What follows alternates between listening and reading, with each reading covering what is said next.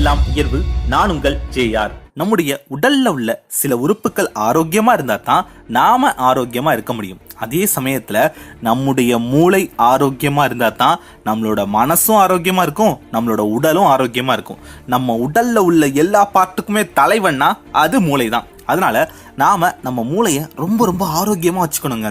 அதற்கு meditation, breathing exercise இதெல்லாம் சில பேர் பண்றாங்க. அதோட நல்ல உணவுகளையும் நம்ம தொடர்ந்து எடுத்துக்கிட்டாதான் நம்மளோட மூளையோட சக்தி பல மடங்கு அதிகரிக்கும், நம்முடைய நினைவாற்றல் அதிகரிக்கும், நம்முடைய சிந்தனைகள் உயர்வாகும். அதனால தொடர்ந்து உங்களுடைய மூளைக்கு நல்ல உணவுகளை கொடுங்க. நம்முடைய மூளைக்கு அதிக ஊட்டச்சத்துக்களை கொடுக்கக்கூடிய 10 வகையான உணவுகளை தான் நம்ம இன்னைக்கு பார்க்க போறோம். மூளைக்கு சக்தி கொடுக்கக்கூடிய அந்த 10 வகையான உணவுகள் என்னென்னு நம்ம பார்க்க போறதுக்கு முன்னாடி உங்களுக்கு ஒரு இன்ட்ரெஸ்டிங்கான விஷயத்த சொல்றேன். சில காய்கறிகள் நம்முடைய உடல் உறுப்புகள் மாதிரியே இருக்குங்க. நம்ம உடல் உறுப்புகள் எந்த அமைப்புல இருக்குமோ அதே அமைப்புல தான் அந்த காய்கறிகள் இருக்கும்.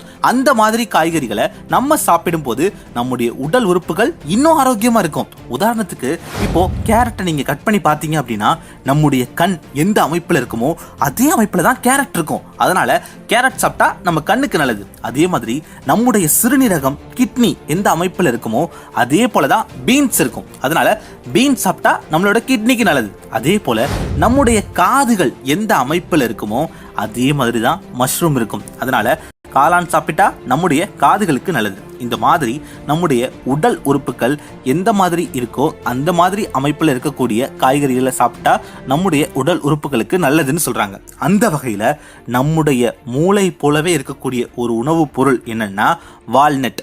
வால்நட்டை உடைச்சு பார்த்தீங்க அப்படின்னா அது நம்முடைய மூளை போன்ற அமைப்பிலே இருக்குங்க.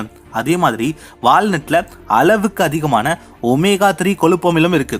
இதனால இது நம்முடைய மூளைக்கு ரொம்ப ரொம்ப நல்லதை தருது. அதனால வால்நட் சாப்பிட்டா நம்முடைய மூளையினுடைய சக்தி பல மடங்கு அதிகரிக்கும். ரெண்டாவதா முட்டைக்கோஸ். முட்டைக்கோஸ் கூட ஒரு விதத்துல நம்முடைய மூளை போன்ற அமைப்புல தான் இருக்கும். அதனால கேபேஜ் ரெகுலரா சாப்பிடுங்க. அது மட்டும் இல்லாம முட்டைக்கோஸ் ரெகுலரா சாப்பிட்டோம் அப்படின்னா நம்முடைய நரம்பு மண்டலத்தினுடைய சக்தி அதிகரிக்கும்.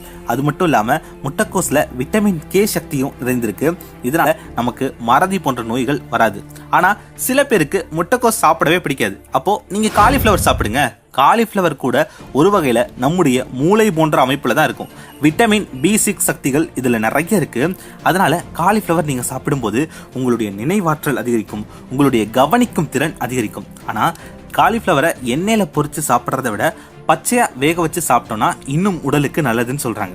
இதன் பிறகு நாலாவதா கீரை. கீரையில நிறைய சத்துக்கள் இருக்குங்க. கீரையை நீங்க ரெகுலரா சாப்பிட்டீங்க அப்படின்னா உங்களுடைய மனசு ஆரோக்கியமா இருக்கும். கீரையில உள்ள சத்துக்கள் நம்ம மூளையில செரட்டோனின் உற்பத்தியை தூண்டி உங்களுடைய மனசை ஆரோக்கியமா வச்சுக்க உதவுது. கீரை சாப்பிட்றவங்களுக்கு ஞாபக சக்தி அதிகரிக்கும், மறதி நோய் வரவே வராது. அதனால கண்டிப்பா கீரையை உங்களுடைய உணவுகள்ல சேர்த்துக்கோங்க. ஐந்தாவதா முட்டை சாப்பிடுங்க. வாரத்துக்கு 3 அல்லது 4 முட்டைகள் தொடர்ந்து சாப்பிட்டு வந்தீங்க அப்படின்னா உங்களுடைய நினைவாற்றல் அதிகரிக்கும். முட்டையில தான் கோலின் அப்படின்ற சத்து நிறைந்திருக்கு. அதே மாதிரி omelette, half boil, full boil அந்த மாதிரி சாப்பிடாம முட்டையை அவிச்சு சாப்பிடுங்க. மஞ்சக்கரு மட்டும் தான் சாப்பிடுவேன், வெள்ளைக்கரு மட்டும் தான் சாப்பிடுவேன் அப்படின்னு இல்லாம முழு முட்டையுமே அவிச்சு சாப்பிடுங்க. அது உங்களுடைய நினைவாற்றலை அதிகரிக்க உதவும். ஆறாவதா தர்பூசணி விதைகள். ஆமாங்க, தர்பூசணி விதைகள்ல நிறைய பொட்டாசியம் சத்துக்கள் நிறைந்துள்ளது. அது நம்முடைய மூளையில உள்ள நரம்பு மண்டலத்தோட செயல்திறனை அதிகரிக்கும். அதனால தர்பூசணி பழத்தை சாப்பிடும் போது பிடிச்சிருந்தா அந்த விதைகளையும் சேர்த்து கடிச்சு சாப்பிடுங்க. அந்த விதைகள் வயிற்றுக்குள்ள போச்சுன்னா மரமெல்லாம் முளைக்காதுங்க. அதனால தைரியமா அந்த விதைகளை கடிச்சு சாப்பிடுங்க.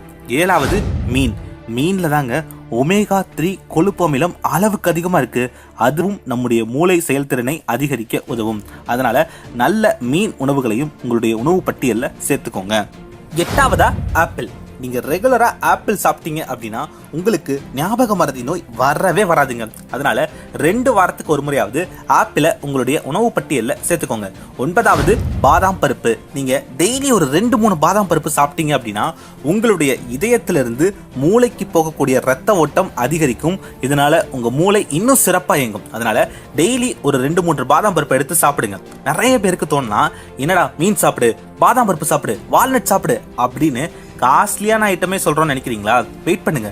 நம்ம மூளைக்கு நல்ல சத்துக்களை தரக்கூடிய அதே சமயத்துல எளிதா கிடைக்கக்கூடிய ஒரு உணவையும் சொல்றேன். இது விலை கம்மி தான், அதே நேரத்துல இதுல இருக்கக்கூடிய சத்துக்களும் அதிகம். அதுதான் தயிர்.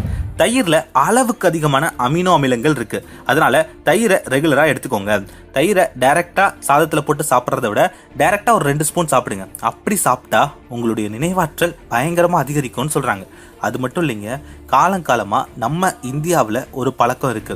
குழந்தைகள் எக்ஸாம் போறதுக்கு முன்னாடி அந்த குழந்தைகளுக்கு தயிரும் சர்க்கரையும் கொடுப்பாங்க. ஏன்னா அந்த குழந்தையோட நினைவாற்றல் அதிகரிக்கும் அப்படின்னு சொல்லுவாங்க. அதனால ரெகுலரா நீங்களும் தயிரை எடுத்துக்கோங்க. எக்ஸாம் போற ஒரு நாள் முன்னாடி மட்டும் தயிர் சாப்பிட்டா நினைவாற்றல் அதிகரிச்சிடாது. ரெகுலரா ஒரு 2 ஸ்பூன் தயிர் சாப்பிட்றத உங்க வழக்கமா வச்சுக்கோங்க. கண்டிப்பா அது உங்க மூளையினுடைய சக்தியை அதிகரிக்க உதவும். அவ்வளவுதாங்க. இதுதான் உங்கள் மூளையினுடைய சக்தியை அதிகரிக்கக்கூடிய 10 உணவுகள்.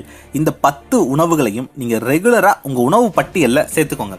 அதோட ரெகுலரா பிரீத்திங் எக்ஸசைஸும் பண்ணுங்க. நல்ல மூச்சு பயிற்சிகளும் நல்ல உணவுகளும் தான் உங்கள் மூளையினுடைய சக்தியை அதிகரிக்க உதவும். இது போல நல்ல உணவுகளை சாப்பிட்டு நல்ல மூச்சு பயிற்சிகளை தொடர்ந்து பண்ணீங்கன்னா உங்களுடைய எண்ணங்கள் உயர்வாகும். இது போல நீங்க எண்ணக்கூடிய எண்ணங்கள் உயர்வா மாறுச்சுன்னா கூடிய சீக்கிரமே நீங்க செய்யக்கூடிய செயல்களும் உயர்வா மாறும்னு சொல்லிட்டு நான் உங்க JR. Dream big achieve big, எண்ணுவதெல்லாம் உயர்வு.